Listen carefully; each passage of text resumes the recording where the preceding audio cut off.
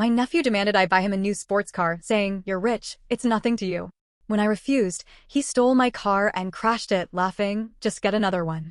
The next morning, he sobbed as his parents dragged him to court because I pressed charges and his future was over. I never imagined that a family gathering could spiral into a series of events that would test the very fabric of our relationships. At 45, I've built a comfortable life in Los Angeles, a city where success is often measured by the car you drive.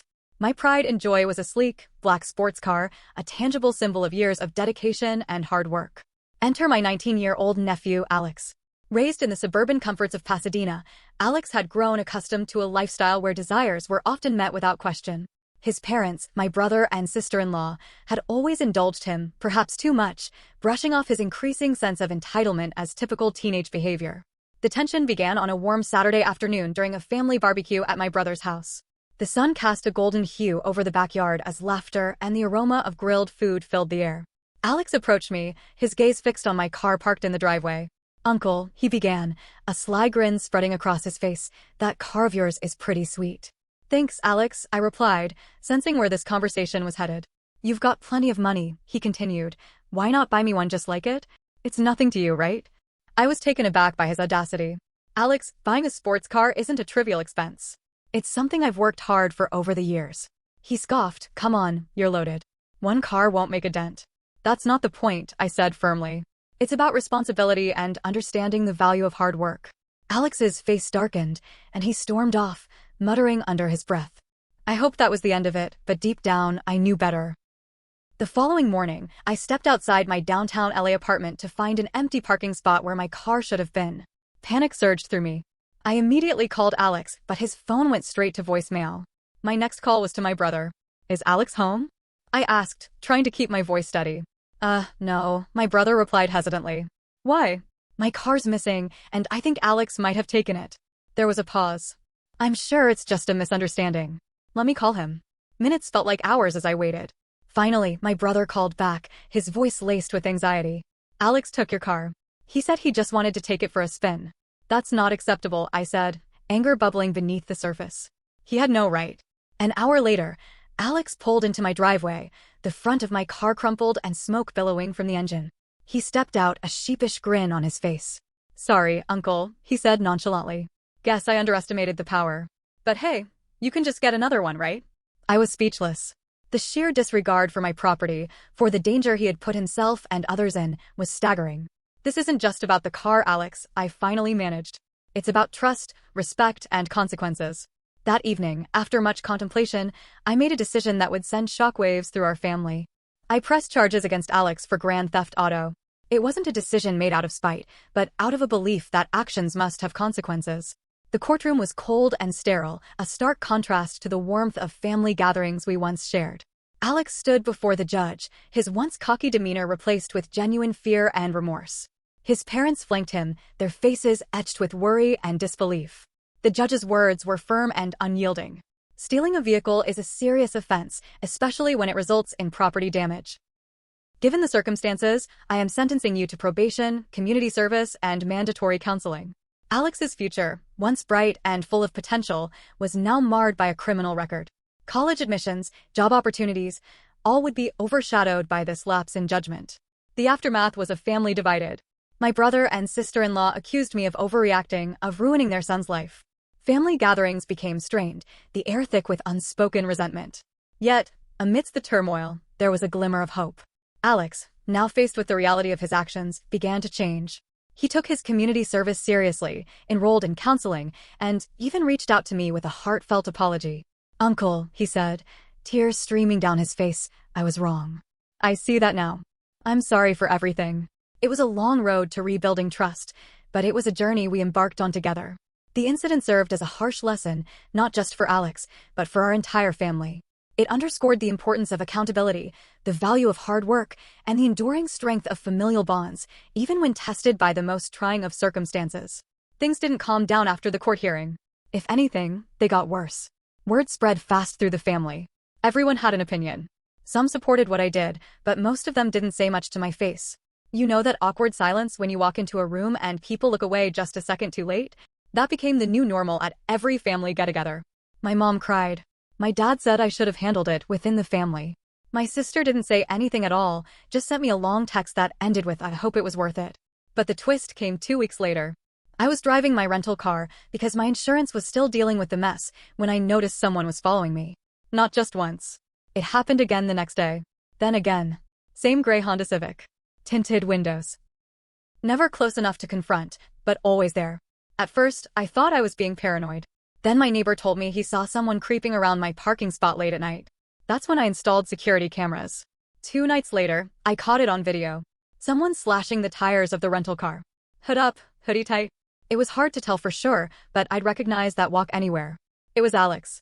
The next morning, I didn't call my brother. I didn't text. I went straight to the police station and gave them the footage. The officer asked me 3 times if I was sure I wanted to do this, file a second report against my own nephew. I said yes. This time it wasn't just grand theft. It was vandalism. Malicious intent. Violation of his probation. Things got real fast. My brother came to my apartment in person that night, something he hadn't done in years. He banged on the door like the place was on fire. "You're ruining his life," he shouted before I even said hello. "No," I said, keeping my voice calm. "He's ruining his own life. I'm just not covering it up." We argued in the hallway for half an hour. Neighbors peeked out. He accused me of being cold, unforgiving, jealous. That one made me laugh. Jealous? Of what? I asked him flat out, "Did you know he slashed my tires?" He went quiet. Just stared at the floor. So yeah, he knew. That silence told me everything. He wasn't just defending Alex, he was enabling him. Maybe had been for years. I turned on the hallway lights and said, "You should leave." He didn't. Not right away. He just stood there, looking smaller than I'd ever seen him. Then he muttered, "This will break your mother's heart," and walked away. The next day, Alex was picked up again. This time it wasn't a phone call and a slap on the wrist. They took him into custody. His court-appointed attorney tried to argue for leniency again, but the judge wasn't playing around anymore. That's when the family turned hard. My phone blew up with messages. Some were threats, some were pleas. A couple of cousins said they'd never speak to me again. My aunt said I was dead to her. It felt like being excommunicated. And then the weirdest thing happened. About a week later, I got a letter in the mail. Handwritten. No return address. Just my name and address in block letters. Inside was a folded-up printout of my bank's front page with the words, "Must be nice," scrawled across it in red ink. Creepy? Yeah. But it didn't stop there. My office got an anonymous call accusing me of insider trading. Totally false, but it triggered an internal review. HR had to get involved. My boss called me in, face tight, and said, "You need to tell me if there's something we should know." There wasn't. But the damage was done. I had to explain the entire situation. The car, the nephew, the charges, the tires, the threats, the letter, my professional reputation, hanging by a thread. So now I'm not just dealing with a broken family, I'm watching my career teeter because someone in my own bloodline wants revenge. You think you've seen petty? You haven't seen family petty. You haven't seen, "I'll burn it all down" petty until you press charges on someone who's been told they can get away with anything their whole life. The car was just the beginning. About 3 weeks after the second arrest, I got a knock on my door around 10 p.m. I live in a secured building, so random visitors aren't normal. When I looked through the peephole, I saw a woman I didn't recognize, late 30s maybe, in a wrinkled cardigan, holding a folder. She introduced herself as Rachel, said she was Alex's girlfriend. I didn't open the door all the way, just cracked it. She looked nervous but determined. "I just thought you should know what's really going on," she said. I stood there, unsure what to say. Part of me was annoyed, another person trying to plead for Alex, probably. But she reached into the folder and pulled out photos. Dozens of them. "Alex didn't just take your car," she said. "He's been bragging about it online. For clout. Look." She showed me screenshots of Instagram posts, deleted now, but saved. Videos too. Him behind the wheel. Joking, mocking, captioned things like, "When your rich uncle says no, so you take it anyway." He was laughing in every single one. There was even a clip of him telling his followers, "What's he gonna do? Press charges? Please." I felt my stomach turn.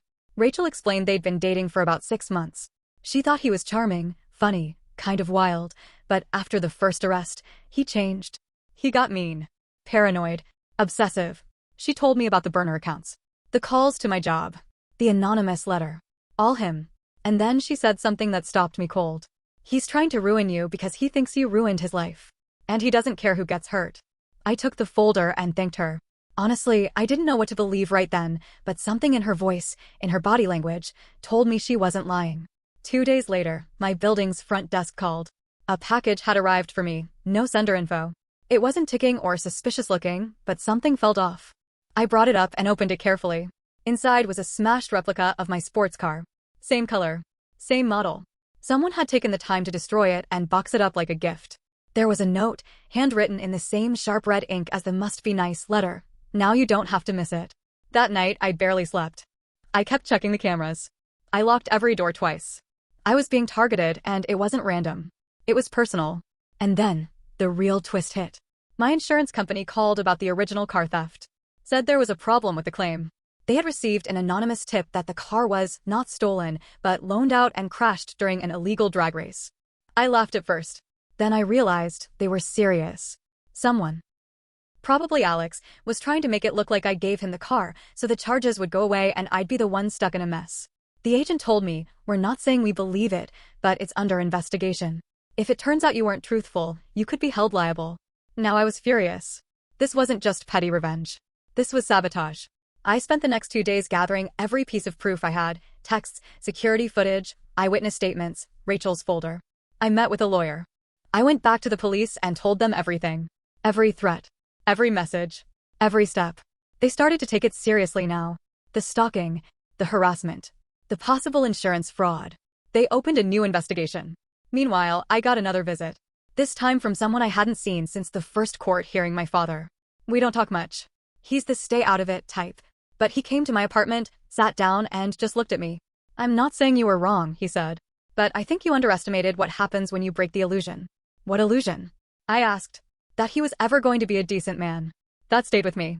Because honestly, I had underestimated him. I thought pressing charges would be the end of it. A wake-up call. A consequence. I didn't realize he'd take it as a declaration of war. The sad part is, I still don't think he understands what he's done. I don't think he even sees the people he's dragging down with him. My lawyer told me this could take months to resolve. The insurance company is still digging. HR at my job is watching me like a hawk. I've started documenting everything. Every message. Every knock. Every car parked outside too long. And part of me wonders how far he's willing to go. Because if there's one thing I've learned through all this, it's that when someone grows up believing they'll never face consequences, the moment they do, they don't learn. They lash out.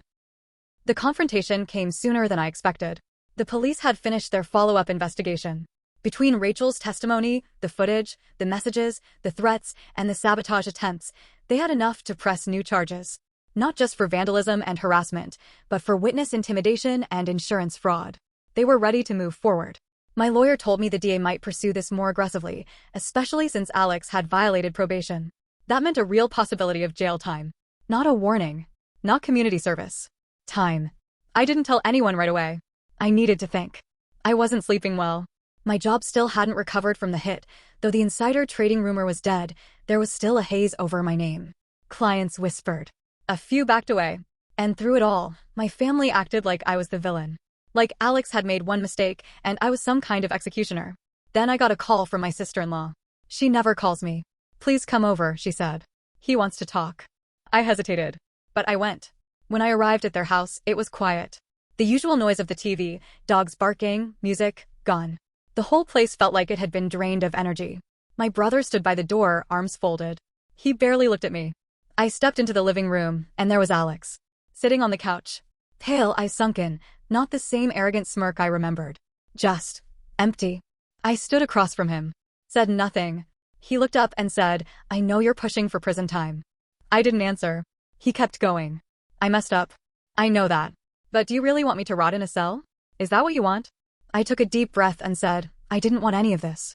I wanted you to take responsibility. I wanted you to realize you can't just do whatever you want and expect everyone to clean up after you." His mom started crying. My brother shifted, like he was about to say something, but didn't. Alex stood up, voice rising. "I lost everything because of you." "No," I said sharply. "You lost everything because you thought you were above consequences. You stole from me. You destroyed my property. You tried to ruin my life when you didn't get your way. And now you want to cry about what you lost." The room went dead silent. He looked at me like I'd slapped him. Then he cracked. He started yelling. Cursing. Pacing. He yelled at his parents, at me, at the ceiling. He screamed that I was always judging him. That I never liked him. That I wanted him to fail. That's when his mom finally snapped. "Stop it," she shouted, through tears. "Stop blaming everyone else." Everyone froze. You did this. Not him. Not me. Not your dad. You. You made one selfish decision after another, and now you want someone else to carry the weight. Alex stared at her like she was a stranger. She turned to me, still crying, and whispered, I'm sorry. I should have stopped this a long time ago. It was the most honest thing anyone in that family had said in years. Then Alex stormed out. Slammed the door. Didn't come back. I stayed for another 20 minutes. My sister-in-law tried to apologize more. My brother just sat there, eyes on the floor. He never said a word. That night, Alex was picked up by police again. He'd violated the restraining order by sending me another anonymous message, one last threat.